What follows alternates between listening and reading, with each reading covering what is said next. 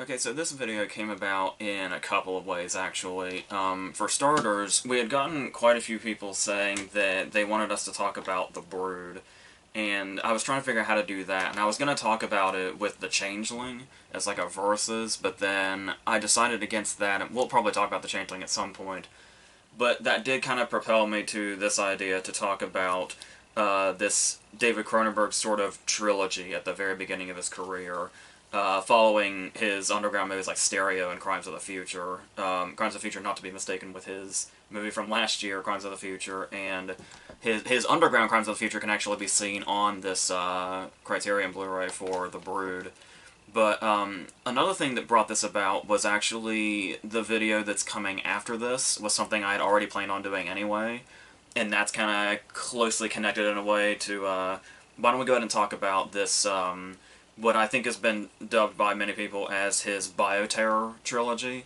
This directly ties in with the video that's going to come right after it also.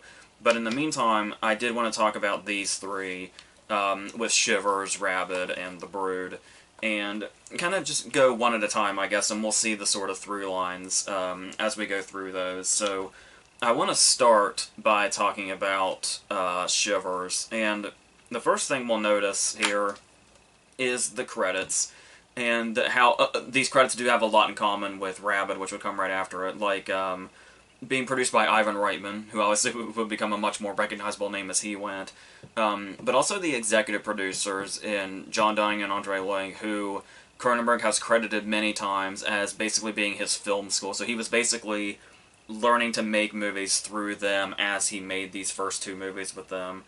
And so to basically see what would essentially be the birth of Cronenberg, who might as well be like one of, if not the pioneer of on-screen body horror. And so to see just sort of the birth of that in general is really thrilling when you go back to these, and how you can see a master in the making pretty much immediately, and the strengths that he found, and then the way he was able to make those evolve as he went through his crazy-ass career. And I say that in the most positive way possible. So, to talk about Shivers itself, and just that title alone, it is to my understanding that he initially started at the title Orgy of the Blood Parasites, which is really fun and gives you that sort of exploitation vibe, and that's kind of where the production was kind of coming from, where they were doing, like, softcore porn movies and stuff like that, but then having this sort of elevated factor to them. And then that sort of evolved into the Parasite Murders, and then eventually they came from within. And it's like, these are all titles that basically tell you what you're in for, in this really fun sort of way. But I always loved Shivers, especially, because it gives you just more of a feeling, rather than kind of telling you what you're in for. And so it's like, it's basically giving you the feeling to prepare for. And that's something that's really appealing to me also, and gives it that sort of, like, there's a sort of campy vibe to it, but not too much, because there is, I mean, obviously throughout Cronenberg's filmography, there's going to be a certain kind of camp factor to it, but he's also just got such a, it never strays away from the movies feeling fun, but while they also feel, extremely grotesque and revolting. But like I said, in this sort of oddly appealing way is a strength that he really found, and how you can see that, especially in these three, as he was building that up. And so when you look at the opening scene itself, where we start with this kind of soothing sort of advertisement for Starliner, this apartment building, this sort of luxurious kind of apartment building, and then we're being introduced to this couple who's being welcomed in by, the manager that oversees everything, who was narrating this advertisement. And then intercut with this very welcoming scene, we have this young woman being attacked, and seemingly attacked. And the cutting back and forth between this, and how sort of brutal this scene is, and how brutal the scene gets, it's just really disorienting, where we have kind of no idea what's going on, but we know there's something sinister going on underneath the sort of luxurious factor. It's something that typically starts to rear its head as a story goes along, and we kind of gradually figure it out, but here we're just confronted immediately with something is wrong in this building, and something is going down. Not to mention, even though we learn a particular reason for this attack to be happening, there's still the idea of we eventually learn that this guy, this doctor, was predatory towards this girl before before any experimenting was going on, so there's just a whole other level of sinister to that anyway, before you even bring in a sort of monster movie or parasite movie into it. And then, going on that, how it is a movie that just feels like when it takes those unexpected and jarring cuts to show you exactly what's wrong here and how quickly they do that, where there's a disquiet. Like, there's the soothing nature of this place and the way it's presented to us, and then that quiet being interrupted by this, and how that's just an ongoing thing throughout this as this whole thing breaks out. And there's even like little individual moments that kind of show that too and illustrate that. Like when there's a point in time where Nick sits down and he's taking off his shoes, and we sit quietly with Nick for quite some time.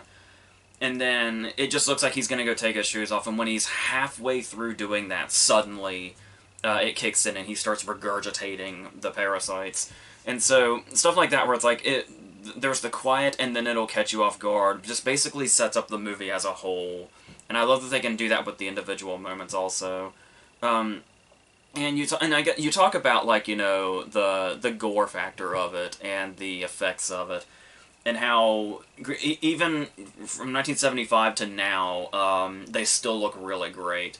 And the idea of it's especially interesting. It's especially commendable on Cronenberg's part when you listen to him talk about this, where it could be very obvious to make Alien comparisons in regards to what happens here, where we do see a parasite burst from Nick's stomach, and then the first thing it does is latch itself onto Rollo's face, and how very familiar that seems.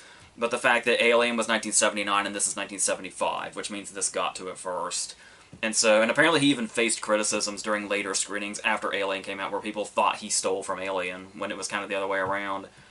And he's even said in interviews that Dan O'Bannon, who wrote Alien, had said pre-Alien that he was a fan of Shivers. So, as far as that goes, you can see just how kind of ahead of the game Cronenberg was in general. But when I was talking about commending him especially, the fact that when he talks about, you know, Dan O'Bannon and Alien and stuff like that, and this coming first, it's interesting how he doesn't seem extremely pissed off about it. Like, he understands that that's what happened and Alien, like, really took off. But, like, if he's super, super pissed about it, he hides it really well. So to kind of take that in stride and just keep doing his thing after that is just really commendable. That would have... I would have had a hard time probably getting over that if it was me. But, yeah, and then you look at these effects and how it gets gorier and gorier as it goes. But they also add... Like, it's not just, you know, the gore itself, but, like, just the general nature of it turning into this one of those, like an old-fashioned, the people closest to you are now the people to fear, and stuff like that. And as far as, like, effects go, there's stuff like, after it's burst out of Nick and he's walking up to Rollo getting ready to kill him, and that steam that's coming out of the hole in his stomach, details like that, really good. I love that so much. But talking about going beyond, you know, just the gore being part of the story and the effects, there's a few characters I want to single out that are really strong here. Starting with Lynn Lowry, who plays the nurse, who I just talked about last year in The Crazies, and she's just amazing. She's one of those, like, sort of staples of the genre that never really got her credit, and she was always amazing in anything, and here especially, where she gets... And she's talked about how much she loved this role especially, because it's like the sort of going from victim to villain sort of thing as she changes over and gets taken over by the parasite and starts to pass it on. She gets that sort of, like, now iconic monologue where she's talking about the dream that she had and how, basically, when she's delivering this monologue, sex has never sounded so sinister and all-consuming, and just the way she describes eroticism within the context of this dream and how that's now bleeding into what's going on here with all this chaos, and to add that also, the sort of, you know, sexual factor of it, where she does have a memorable nude scene in this, and the reason, not just because she's, you know, quite attractive, but also memorable in the sense of what's going, like, as far as this being this sort of sexually based parasite, where the idea is the doctor is being told by Rollo that, anybody showing signs of, like, bizarre sexual behavior or something, just, that's what we need to be suspicious of, that's what's dangerous. And literally, as he's being described this, he's watching her disrobe. And the idea of it goes from sexy to sinister and suspicious kind of simultaneously. And so to use that for that sort of purpose and not just be gratuitous, where it actually, the whole thing, like, it's basically the plot, believe it or not. So that's as far as speaking of Rollo, talking to him and describing this, Joe Silver is somebody else I really have to point out, because he is so convincing. I would assume they got somebody who was like a scientist or was in some kind of, biological line of work to just do this dialogue, because the way he talks and uses the exposition, it's so convincing, because these scenes could have just been the, long drawn-out explanation scenes before we get to the chaos.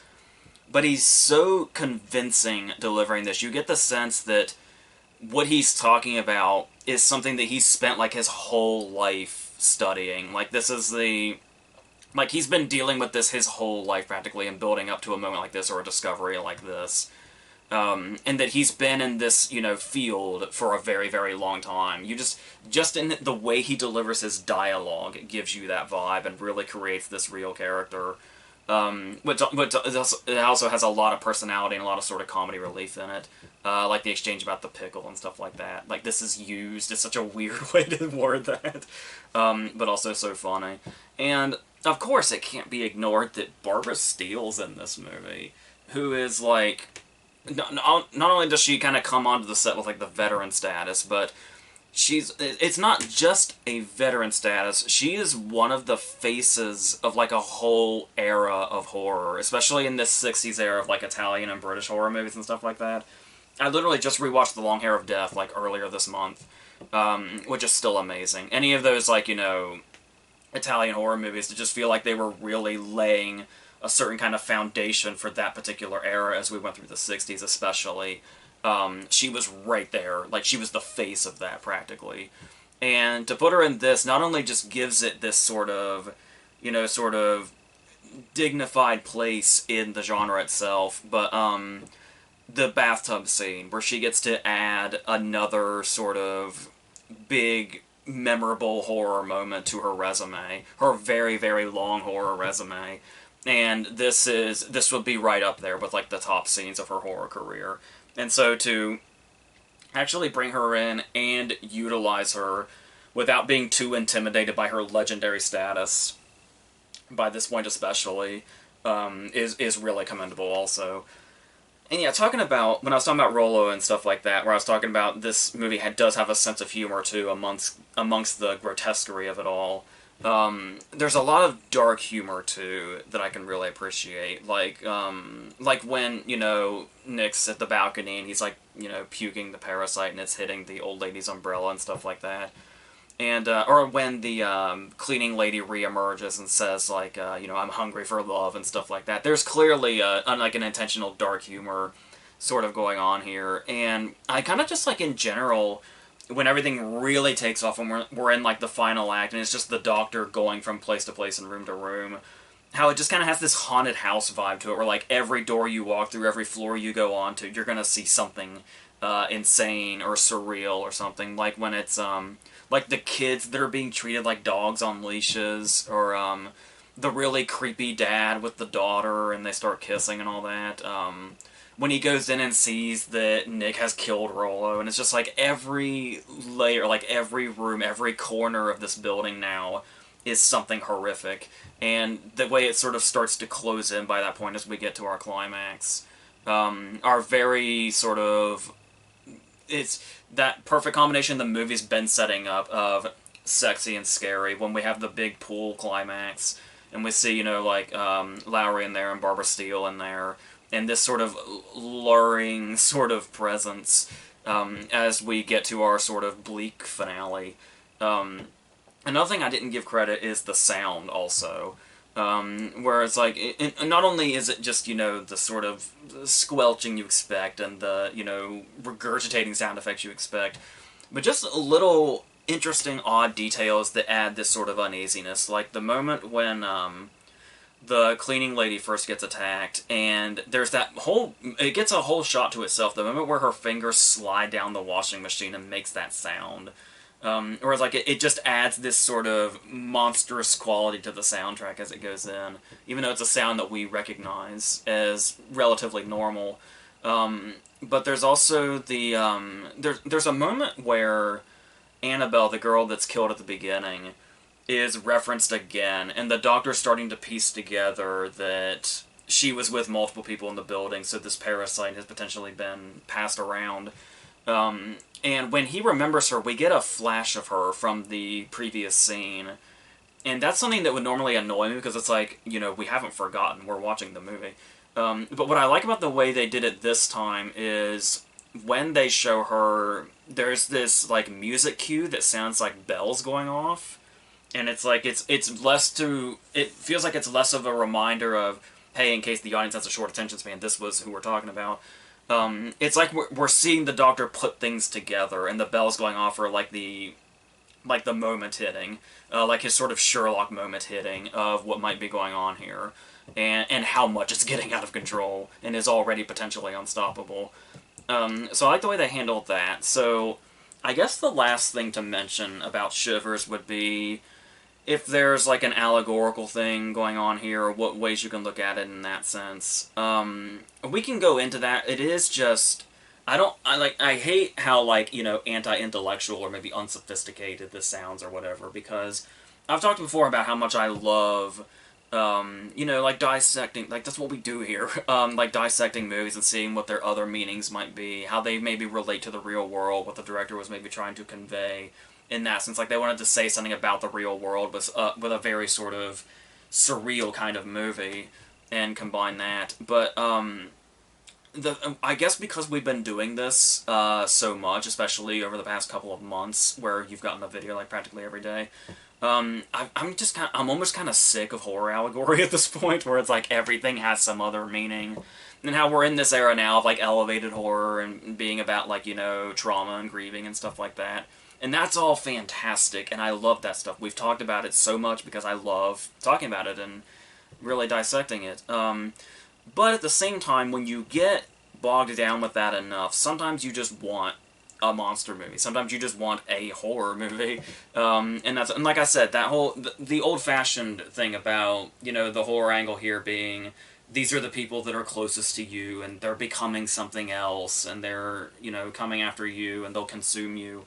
That alone, but I mean, I don't know for sure if Cronenberg has said anything explicit about Shivers being about something, but you do get the vibe there could be. But what's great about that is that it does open up like kind of a number of doors where you can just kind of to maybe take your own path if you want to. Where I can take the path of I just feel like a horror movie sometimes, and I would take Shivers easily.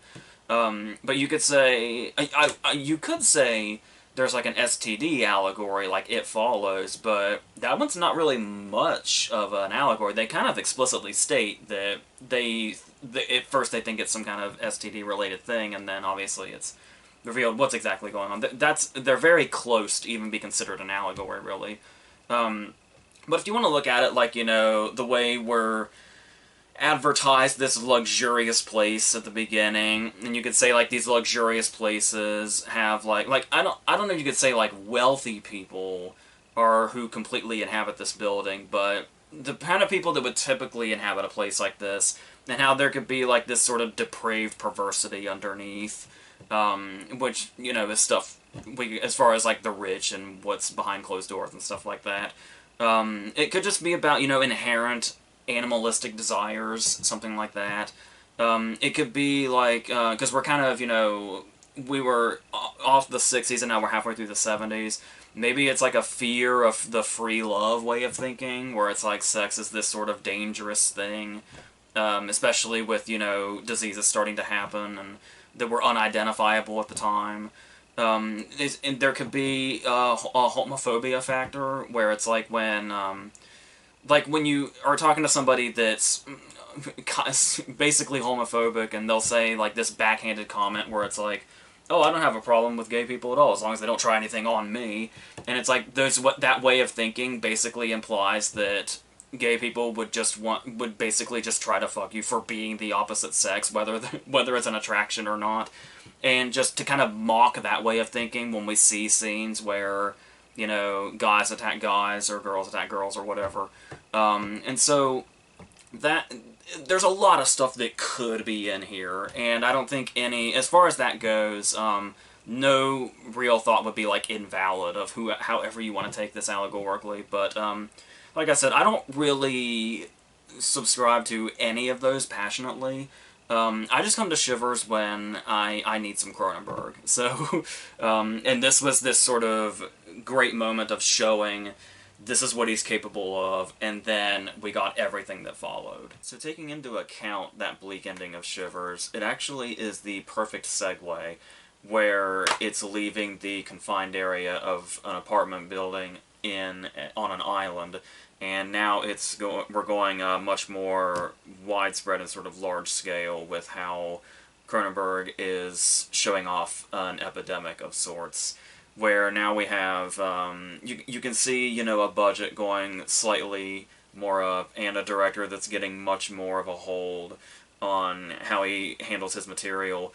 And it's interesting, especially when you look at Rabid, and you can see already, like, the aesthetic change that would kind of start to go down the line. Like, when you look at Rabid, you can see just sort of visually, like, what the Brood would kind of look like, and what the Dead Zone would kind of look like, and stuff like that. Apparently, I looked into it, and there actually is a thing referred to as Canadian lighting, where Canadian movies by Canadian directors tend to kind of have a specific look as far as their lighting goes. I'm guessing that's what I'm seeing there, as far as that kind of standing out to me.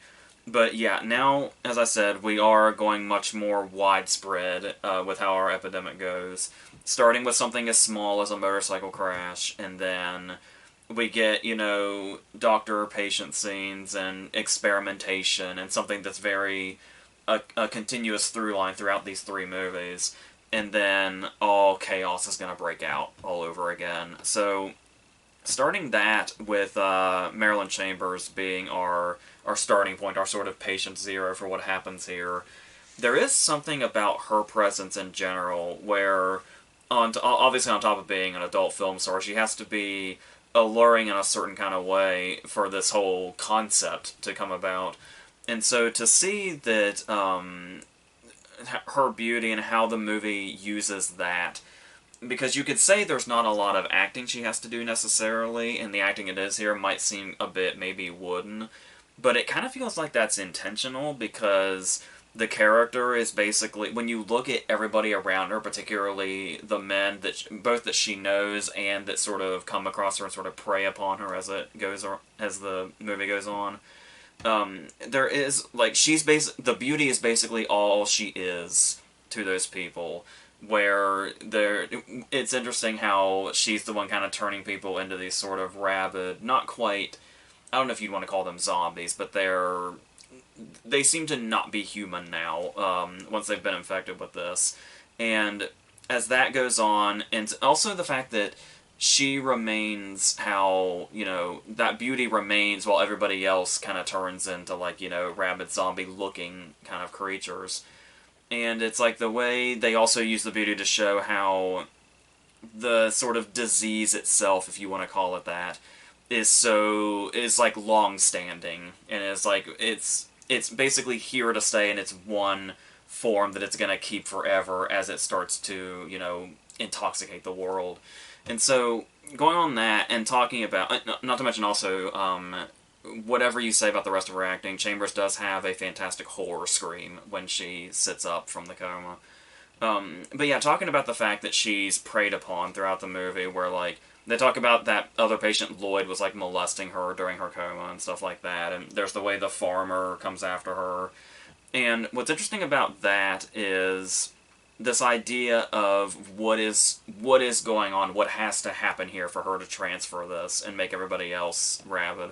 And so this thing that comes out of her is something that penetrates men in particular, especially the ones that come into contact with her. And there is a sort of reverse of what was going on here, where these guys were preying on her, and what would happen if these situations were to go the men's direction, and ultimately it goes the opposite way, where she's penetrating and ultimately killing them in the process, is very interesting. And what I especially like about this whole concept of her being preyed on and how she kind of turns the tables on that is the way it also starts to turn the tables on the audience's expectations as it goes on. Starting at the movie theater scene, I think, where at this point in time, it's like when we see, Lloyd preying on her, or the farmer preying on her, or any sinister-looking dude coming towards her, and we know what might happen here, that sets a certain expectation every time a guy approaches her. And so, when we get to this movie theater scene, and this guy starts to approach her and starts to hit on her and try to get closer to her and is essentially predatory about it. But at this point, we know our feelings have changed because we know what this is going to actually lead to, and we know that it's not her that's in danger anymore.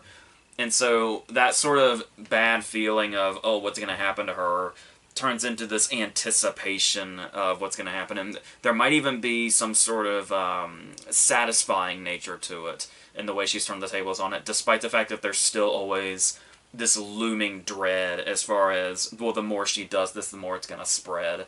So it's a lot of mixed emotions coming from this in a really good way, and in a way that feels very much intentional.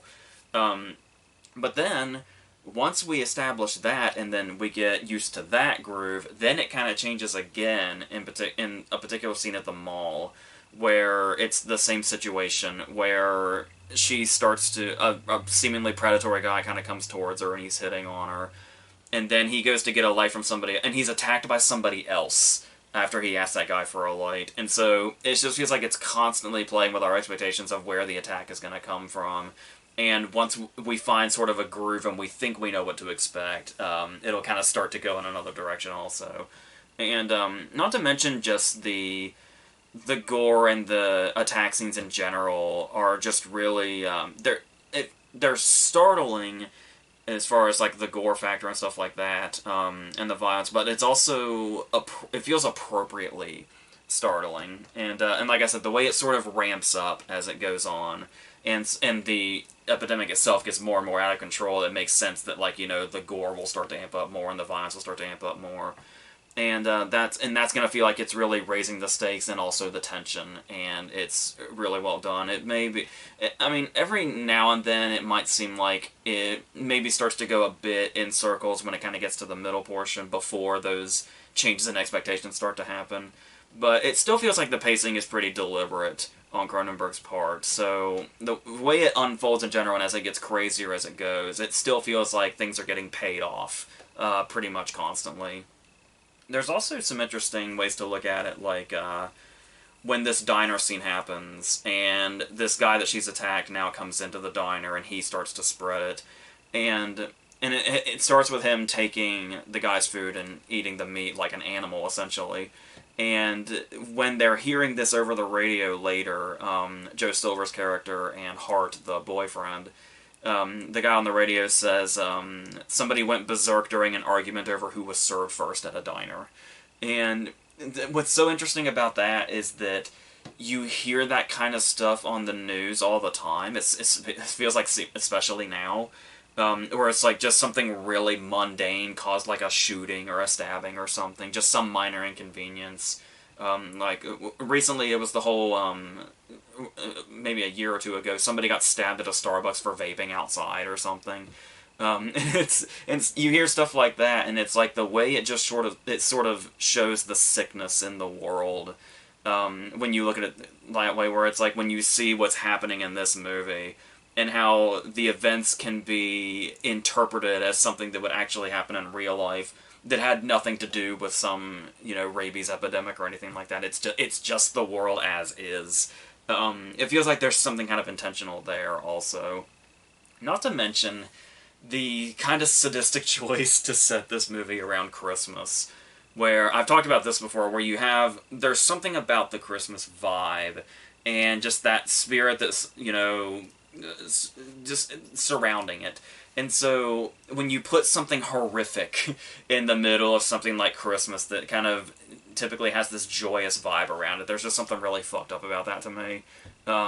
Which, for a horror movie is good. And so there's some stuff where it's not even necessarily has anything to do with what's going on here, like when the mall Santa gets shot.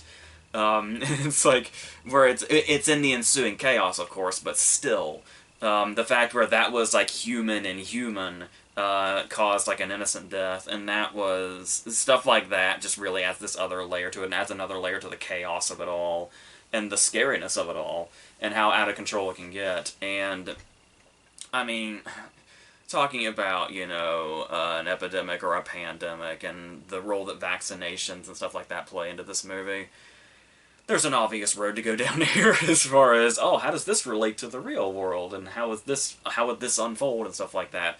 We've been down that road a lot. You get it. You can look at it and go, oh, that's interesting, and oh, that feels familiar. So take that for what you will.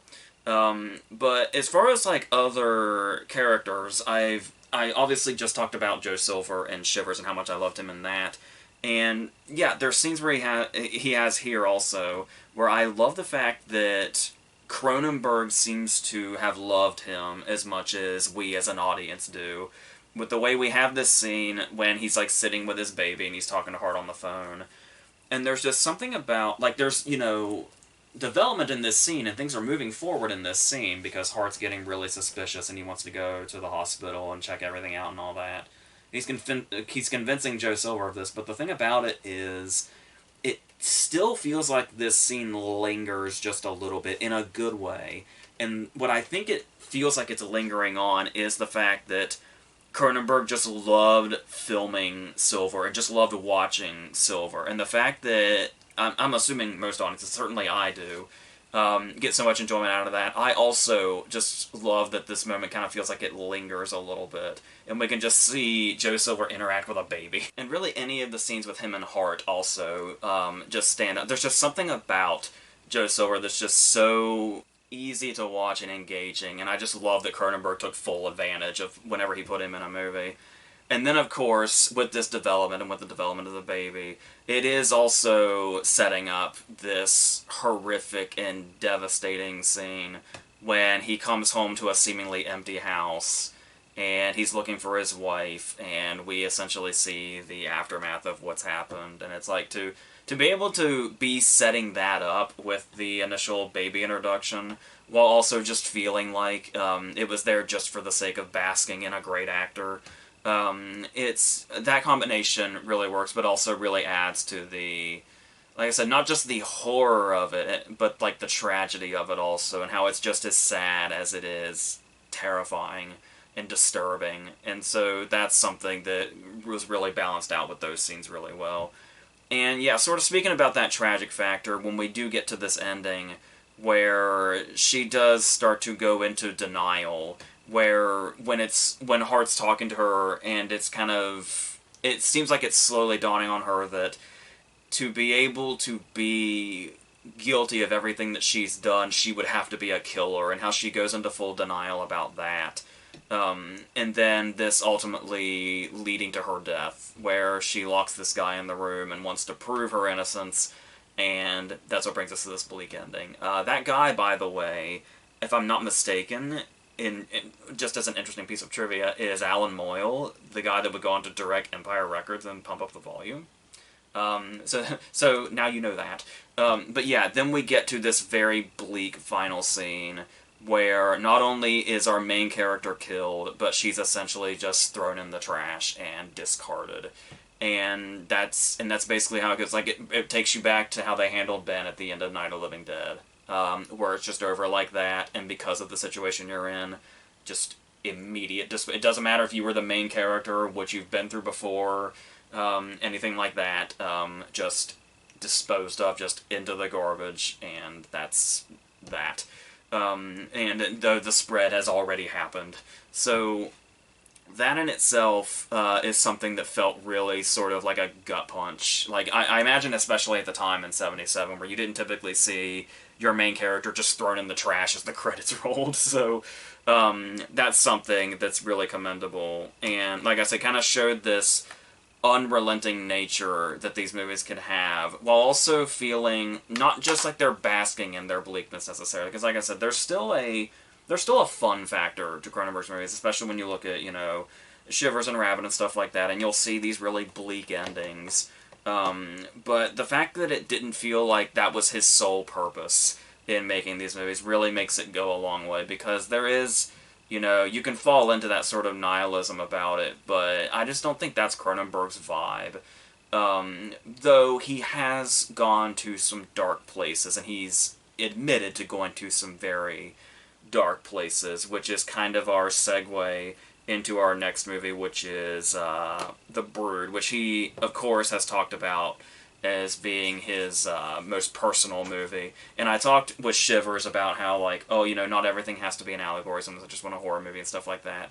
Obviously, Cronenberg has been pretty explicit about The Brood in particular having a meaning and an allegory about it.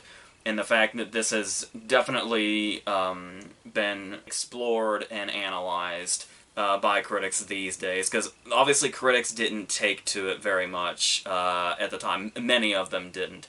I will tell you, the way that I learned about The Brood and the way that I saw it the first time and made me want to seek it out the first time was in Leonard Maltin's movie guide, where obviously he has the up to 4 stars rating, and his lowest rating is just bomb in all caps.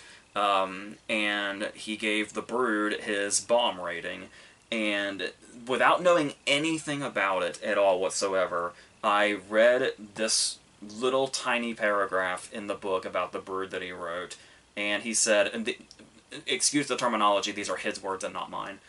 His description of The Brood is: Egger eats her own afterbirth while midget clones beat grandparents and lovely young school teachers to death with mallets. It's a big, wide, wonderful world we live in. And he gave it his lowest rating. Now, obviously, he's trying to make it sound like it's this really hideous, grotesque movie, which, in a way it is.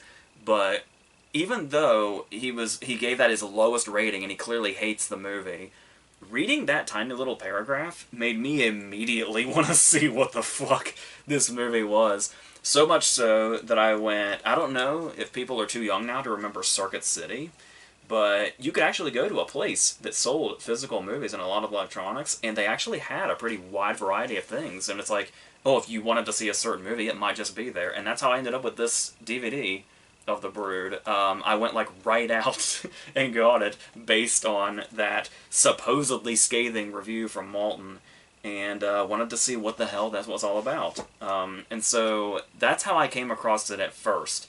Obviously having no idea about stuff like it being about divorce and custody battles and stuff like that. Even, the sort of absurdity of psychotherapy and how over the line that can tend to go. And people kind of having control and taking advantage of that. There's almost something cult-like going on here. Yeah, it was just kind of a gruesome horror movie to me the first time around, and not like anyone I'd kind of seen before. Like, it went into this totally weird sort of territory, and that's basically all it was to me for a long time. Now, I have heard that this movie does really shapeshift when you see it maybe at a young age, and then you see it after you've become a parent or something, or become married or something like that. And even though I don't have children, so I may not, completely get, the really underlying horror of it that he put in there, in the way a parent would or something, but I can see, I feel like I can see enough anyway. And so, when you look at it from that perspective, and you see what our main character Frank is kind of looking out at when everything, because there's just such a sinister nature surrounding everything here in regards to what's going on with his ex-wife, what's going on with his child, what's going on with their relationship, what's going on with, Oliver Reed's therapy, and just everything feels like something really off is going on, and it's coming to some sort of head, basically the worst possible time. And so when you look at it and you think of having your child and having this very sacred thing to you, and it's like you're basically, as soon as this child was born, your mission in life is to die protecting this child, and nothing at all can happen to this child. And so when you have this feeling that your child is now in sinister hands, and there's times where you can't even access your child, you have to go through somebody like Oliver Reed and his, intensity. And as far as, Oliver Reed's presence here goes, he always had like this real sort of intensity about him, but it was the horror genre really let that intensity thrive, I feel like. I just saw Burnt Offerings for the first time early, like a couple of months ago, and yeah, that intensity really came through in horror that he was able to pull off. And so having that in here, but there's also the general lack of control over the events that are going on here, and the idea that something so sacred to you can just sort of be taken away. And the fact that you're not, if, it should be taken away, you don't know where it's going. Like what the situation is on the other side.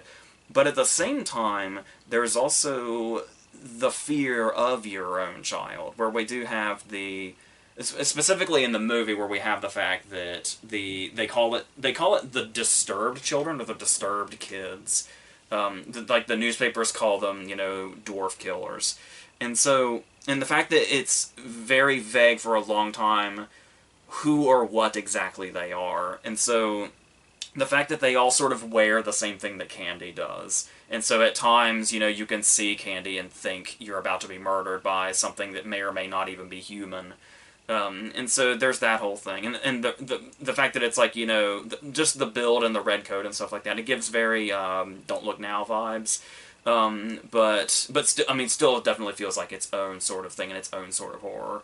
But another thing as far as the horror goes and what we're intended to be afraid of, and the unknown going into this when we're looking at it from Frank's perspective, is what exactly is going on with Nola, his ex-wife played by Samantha Eggar. Because the thing here is, yes, once again, the theme between these three movies, where Nola is another woman that is the subject to this potentially lethal sort of experimentation being put on by a guy, no less.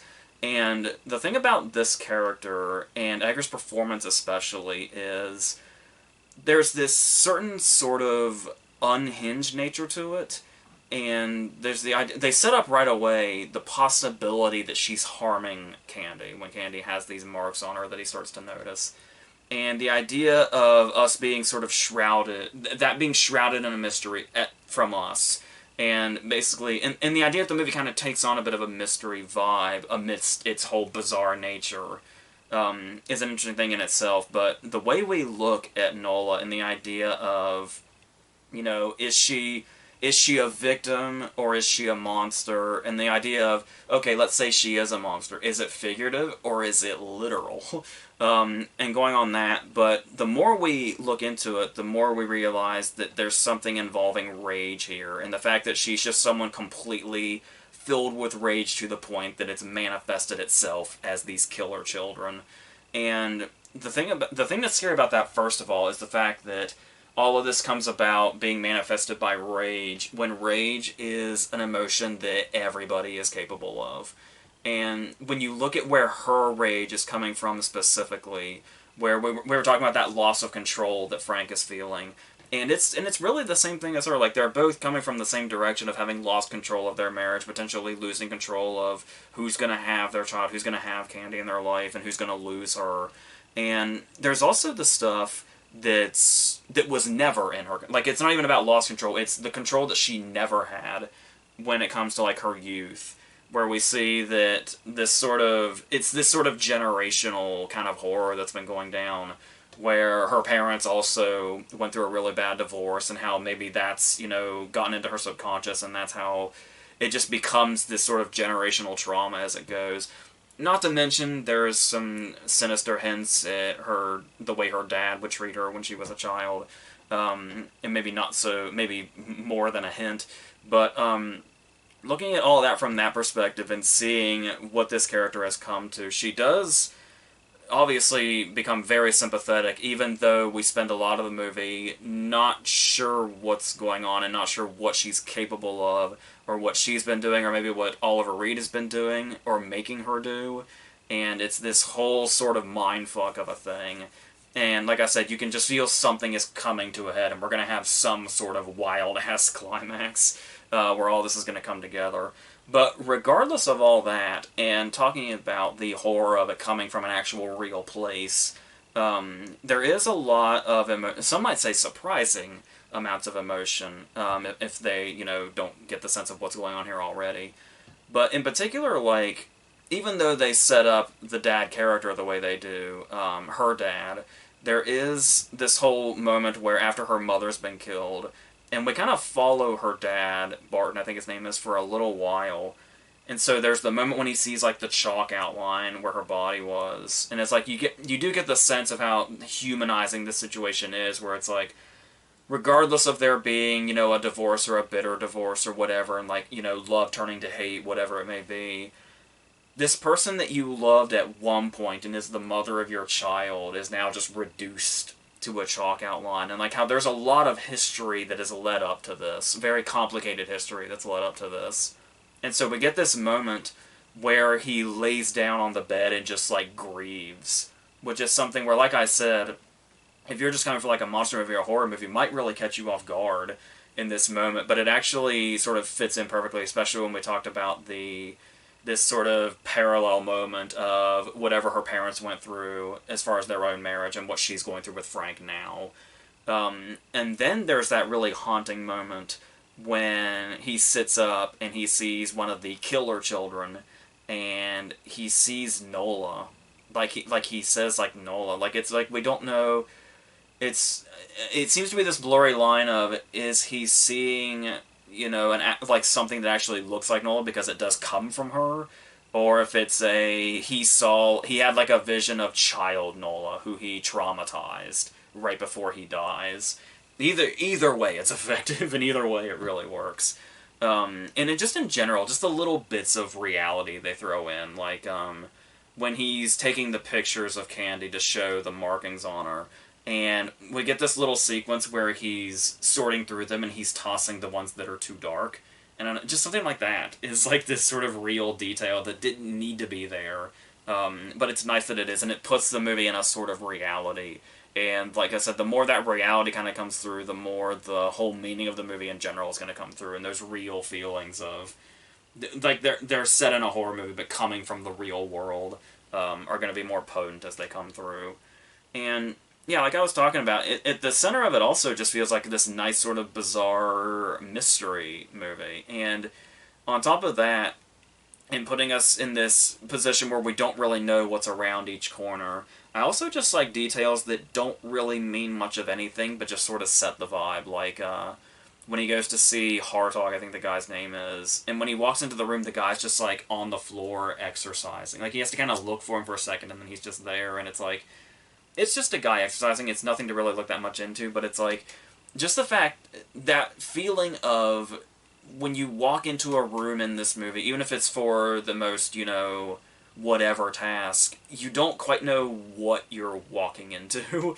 Like, it can, like, as far as the world that this movie sets up, there's something bizarre enough going on that you're never just going to walk into a room and the guy you're ready to talk to is just there and you're going to have the dialogue. It's going to be you have to kind of find yourself in the scene and find what you were here for, and then the scene can take place. And just that feeling of sort of disorientation at first, even through something as mundane as that, has always kind of stuck with me. And yeah, after this sort of, hall of carnage and haunting imagery, and the way it continues to increase, that image feels iconic, where we see one of the killer children with their hands around the railing on the stairs, and then when they back up and it's just the bloody handprints, is something that I imagine an image most horror fans recognize, even if they don't know what movie it's from. They've seen it somewhere. But yeah, that does get us to this climax where basically it feels like anger and resentment and rage essentially conquer, where he does eventually kill Nola, and even Oliver Reed gets killed at some point as the children sort of take over, and then once again this bleak ending when they're driving away, and it's like the end of any horror movie where it's like, oh, the evil's over, everything's good, we're going home, and then there's the cliffhanger ending. But here in particular, it feels less like an, oh, the horror lives on, and in another case it'd be like sequel bait for a franchise movie or something. But here it's just sad and tragic, where it's that generational thing we were talking about, where it's like it was Nola went through it with her parents, and now Candy's gone through it with her parents, and now Candy has what Nola had, and the cycle of trauma continues. And so, but setting all of that in just this really wild ride of a horror movie, and really giving it that sort of, I'd almost say an important text, as far as just sort of understanding people in general, and understanding where these places of like rage and resentment come from, and how we get to this point where this rage and resentment typically starts with love and then evolves into hatred and rage and resentment and all that. And just in general, and like I said, the way that anybody is capable of these emotions, where you don't have to be a monster to feel rage, and maybe even act on rage, and then it can just be all-consuming and take on a life of its own, much like the killer children that come out of her. So, this is a wild-ass movie, and it's certainly gotten its reputation over time, built up. Like, it's got this Criterion release, it's got people writing essays on it. A lot of people, like Tarantino, has said that he thinks it's Cronenberg's best movie, next to The Fly. And it's like, it's just really gotten this whole sort of revamped reputation, at least from the time that I knew it, when I was introduced to it, to what it is now, and I'd say that's certainly the case from 1979 and forward. So, this is our Cronenberg Bioterror trilogy. Like I said, all of which have something to say, and we're seeing a director really rise, and there's maybe a lot of tragedy in it. There's certainly a scary factor to it, because they're horror movies. Like I said, for the most part, though, they are also not without fun, and they're not without humor. I know Cronenberg has said that The Brood was the first movie he made that didn't have humor, but there's still, like, every now and then a moment might creep in where it's, like, super, super dark humor, to the point to where it's so darkly funny, maybe Cronenberg didn't even realize he was being funny. It's sort of like that thing when we talk about rage and resentment and stuff like that, and you're arguing with somebody, and in, like, your rage, you'll say something funny or you'll do something funny, but everybody but you realizes it was funny because you're so wrapped up in the emotions at that time.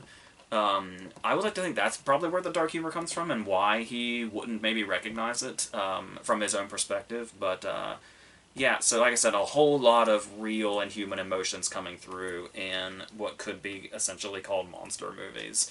And that's the power of Cronenberg, and how he would continue to make, like, really sort of human stories on top of being known for being, like, the king of body horror.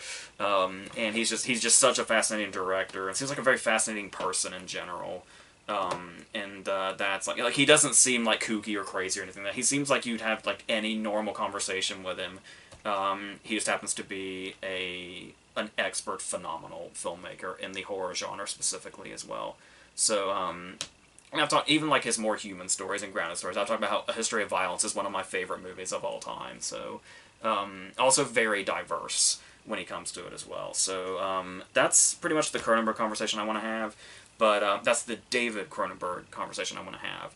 Obviously, there is another Cronenberg filmmaker now, and I want to talk about him too, which is what we're going to do next. So, and he also has 3 movies that we're going to talk about specifically. There is only 3 movies so far, but I'm very excited to talk about them with you. So, we're going to do that, and not too much is left of October, so we'll finish out the month and see what happens from there. So until then, I think that's it.